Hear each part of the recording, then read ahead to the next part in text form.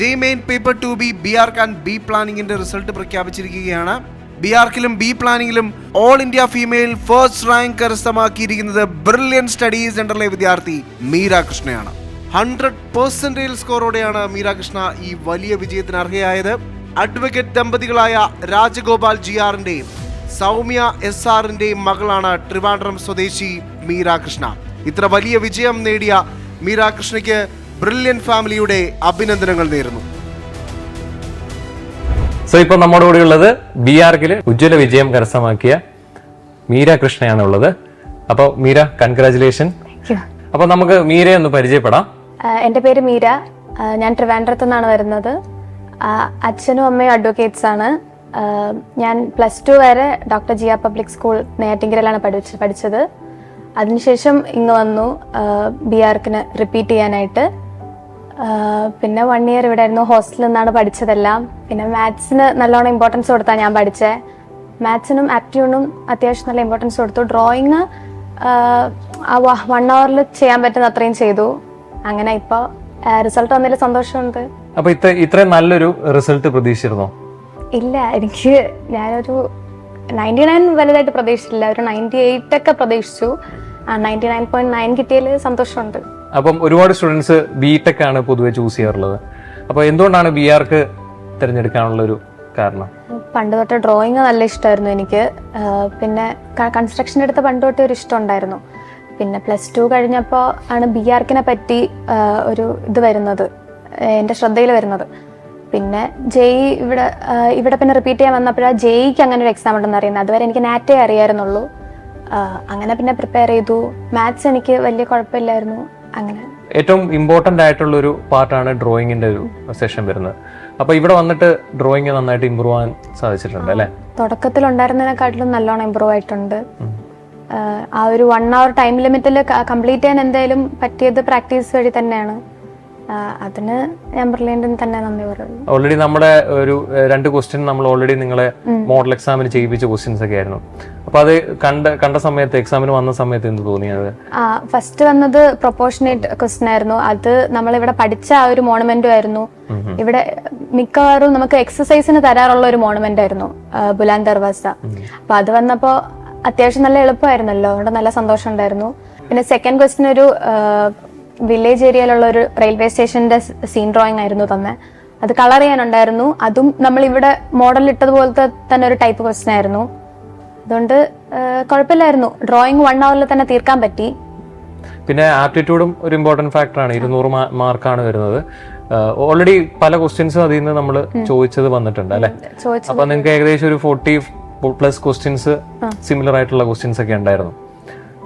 അപ്പം എക്സാമിന് ഇരിക്കുന്ന സമയത്ത് ഇത് കണ്ട സമയത്ത്, ആ ക്വസ്റ്റ്യൻസ് കണ്ട സമയത്ത് എന്ത് തോന്നി? അതായത് നമുക്ക് പെട്ടെന്ന് ഒരു വേറൊരു സെക്കൻഡ് തോട്ടിന് വേണ്ടിയിട്ട് വലുതായിട്ട് സമയമില്ലായിരുന്നു. അത് കണ്ടപ്പോഴേ നമുക്ക് മനസ്സിലാവും നമ്മളിവിടെ ചെയ്ത സെയിം പാറ്റേൺ ക്വസ്റ്റ്യൻ തന്നെ ആയിരുന്നു. പിന്നെ നമുക്ക് ഇപ്പൊ എക്സാമിന് ചെന്നിരുന്നപ്പോഴാണെങ്കിൽ തന്നെ ആ സ്ക്രീന് ബ്രില്യന്റിലെ മോഡൽ തന്നിക്കുന്ന സെയിം അതുപോലത്തെ ഒരു സ്ക്രീൻ തന്നെ ആയിരുന്നു. അപ്പൊ അതുകൊണ്ട് വലിയ ടെൻഷൻ ആയിട്ടൊന്നും എനിക്ക് ഫീൽ ചെയ്തില്ല. നല്ലായിരുന്നു. അതെ, നമ്മളിവിടെ മോക്ക് ടെസ്റ്റ് നടത്തുന്നത് ഓൾറെഡി ഈ JEE കണ്ടക്ട് ചെയ്യുന്ന ടൈപ്പ് അല്ലെ, കമ്പ്യൂട്ടർ ബേസ്ഡ് എക്സാം ആണ് നമ്മുടെ ലാബിൽ നടത്തുന്നത്. അപ്പം അത് ഹെൽപ്ഫുൾ ആയി അല്ലെ? ഓൾറെഡി നമ്മൾ അങ്ങനെ ചെയ്യുന്നുണ്ട്. ഇവിടുത്തെ മോഡലും അതെ. അപ്പൊ ആ ഒരു ആൻസൈറ്റി നമുക്ക് അത്രയും കുറയ്ക്കാനായിട്ട് പറ്റി. അപ്പം വീണ്ടും നമുക്ക് ബി പ്ലാനിങ്ങിലോട്ട് വരാം. അപ്പൊ B planning extra half hour ആണ് കിട്ടിയിട്ടുള്ളത്. ബി പ്ലാനിങ് നല്ല റാങ്ക് നേടിയിട്ടുണ്ട്. അപ്പൊ ഇത് എങ്ങനെയുണ്ട്? ബി പ്ലാനിങ്ങിന്റെ ക്വസ്റ്റ്യൻസ് ഒക്കെ എങ്ങനെ ഉണ്ടായിരുന്നു? ബി പ്ലാനിങ്ങിന്റെ ക്വസ്റ്റ്യൻസും ഇവിടെ ഇട്ട മോഡലൊക്കെ പോലെ തന്നെ ആയിരുന്നു. കുറച്ച് മാപ്പിന്റെ റേഷ്യോസ് അതൊക്കെ സ്ഥിരം ഇവിടെ ഇടുന്ന ക്വസ്റ്റ്യൻ തന്നെ ആയിരുന്നു അവിടെ. നമ്മൾ മാപ്പ് റീഡിങ്ങും കാര്യങ്ങളും സ്കെയിലും കാര്യങ്ങളൊക്കെ ഒരുപാട് ഇട്ടിട്ടുണ്ടായിരുന്നു. അപ്പം ഡ്രോയിങ്ങിന്റെ ആപ്റ്റിറ്റ്യൂഡിന്റെയും കാര്യം ഓൾറെഡി പറഞ്ഞു. ഡ്രോയിങ് നമ്മൾ ഡെയിലി നമ്മൾ ഡ്രോയിങ് നിങ്ങളെ കൊണ്ട് ചെയ്യുക, ആപ്റ്റിറ്റ്യൂഡും ഉണ്ട്. അപ്പൊ ഇതിലേറ്റവും വേറൊരു ഫാക്ടറും കൊണ്ടുണ്ട് ഇമ്പോർട്ടന്റ് ആയിട്ടുള്ളത് മാത്തമാറ്റിക്സ് ആണ്. അപ്പൊ മാത്സിൽ എങ്ങനെയായിരുന്നു ഇവിടുന്ന് വന്നിട്ടുള്ള ഇമ്പ്രൂവ്മെന്റും കാര്യങ്ങളൊക്കെ? മാത്സിൽ ഞാൻ +2 വരെ മാത്സിൽ നല്ല ടൈം കൺസ്യൂം ചെയ്യുമായിരുന്നു. ഇവിടെ വന്നിട്ട് ഇവിടെ കൂടുതലും മാത്സിനായിരുന്നു ഇമ്പോർട്ടൻസ് കൊടുത്തിട്ടുണ്ടായിരുന്ന. തുടക്കം മുതലേ നമ്മളത്തെ മാത്സ് ഇമ്പ്രൂവ് ആക്കാൻ അവർ പറയുമായിരുന്നു. പക്ഷെ അത് ശരിക്കും നല്ലോണം ഹെൽപ്ഫുൾ ആയിരുന്നു. കാരണം BARC-ന്റെ ആ ഒരു എക്സാമിൽ മിക്കവരും മാത്സ് വലുതായിട്ട് ഇമ്പോർട്ടൻസ് കൊടുക്കാറില്ല. കുറച്ച് ക്വസ്റ്റ്യനേ ചെയ്യാറുള്ളൂ. പക്ഷെ ഇവിടെ മാത്സ് നമ്മൾ ഇമ്പോർട്ടൻസ് കൊടുത്തോണ്ട് തന്നെ അതിൻ്റെതായ ഒരു ഇത് മെറിറ്റ് നമുക്കുണ്ട്. എങ്ങനെയൊക്കെ നോക്കിയാലും ഒരു ബെനിഫിറ്റ് നമുക്കുണ്ട്. അപ്പം 1 ഇയർ റിപ്പീറ്റ് ചെയ്ത് ഹോസ്റ്റലിൽ നിന്നിട്ടാണ് പഠിച്ചത് അല്ലെ? അപ്പം എങ്ങനെ ഉണ്ടായിരുന്നു ഹോസ്റ്റലിലെ ഒരു അറ്റ്മോസ്ഫിയറും? എങ്ങനെ ഉണ്ടായിരുന്നു? നല്ല അറ്റ്മോസ്ഫിയറാണ്. നമുക്ക് പഠിക്കാൻ വേണ്ടിയിട്ട് തന്നെ അവര് ചെയ്തിരിക്കുന്ന ഒരു അറ്റ്മോസ്ഫിയർ തന്നെയാണ്. വാർഡനായാലും കുട്ടികളായാലും എല്ലാവരും നല്ല സപ്പോർട്ടീവ് ആയിരുന്നു. നമുക്ക് തളർന്നു പോകുന്ന ഒരു ഫീലൊന്നും വലുതായിട്ട് ഹോസ്റ്റലിൽ നിൽക്കുമ്പോൾ തോന്നില്ല. നല്ല സപ്പോർട്ടീവ് ആയിരുന്നു എല്ലാവരും. അപ്പൊ ഇത്രയും നല്ലൊരു പെർസെന്റേജ് നേടാൻ സാധിച്ചു. അപ്പൊ ബ്രില്യന്റിലെ എന്ത് ഫാക്ടറാണ് അതിന് വേണ്ടിയിട്ട് ഹെൽപ്പ് ചെയ്തത്? നമുക്ക് നവംബറൊക്കെ ആയപ്പോഴത്തേക്ക് ഇവിടുത്തെ ടോപ്പിക് എല്ലാം കഴിഞ്ഞു, സിലബസ് കഴിഞ്ഞു. പിന്നെ അങ്ങോട്ട് ഫുൾ മോഡൽ എക്സാംസ് ആയിരുന്നു. അപ്പോൾ ഈ ഓരോ ആഴ്ചയും മോഡൽ എക്സാം ഉണ്ടാവും. 2 ആഴ്ചയിൽ ഒരു 3 മോഡൽ എക്സാം ഒക്കെ ചിലപ്പോൾ വരും. അത് പോരാഞ്ഞിട്ട് ആപ്പിൽ നമുക്ക് റെക്കോർഡഡ് സൊല്യൂഷൻസ് വരും. ഫുൾ മാത്സിനായാലും ആപ്റ്റിറ്റ്യൂഡ് ആയാലും ഡ്രോയിങ്ങിൻ്റെ ആയാലും റെക്കോർഡഡ് സൊല്യൂഷൻസ് നമുക്കവർ 2 ദിവസത്തിനുള്ളിൽ തന്നെ ഇട്ട് തരും. നമുക്കത് റിവൈസ് ചെയ്ത് പഠിക്കാൻ പറ്റും. അപ്പോൾ വരും വർഷങ്ങളിൽ എക്സാം എഴുതാൻ നിൽക്കുന്ന കുട്ടികളോട് മീരയ്ക്ക് എന്താണ് പറയാനുള്ളത്? ഇനി എക്സാം എഴുതുമ്പോൾ നമ്മൾ 1 ഇയർ എന്തായാലും ഇതിനു വേണ്ടി തന്നെ സ്പെൻഡ് ചെയ്യുകയാണല്ലോ. അപ്പോൾ 1 ഇയറിന് ആ ഒരു ടൈം പീരീഡിൽ തന്നെ ഡ്രോയിങ് നല്ലോണം ഇമ്പ്രൂവ് ആവും.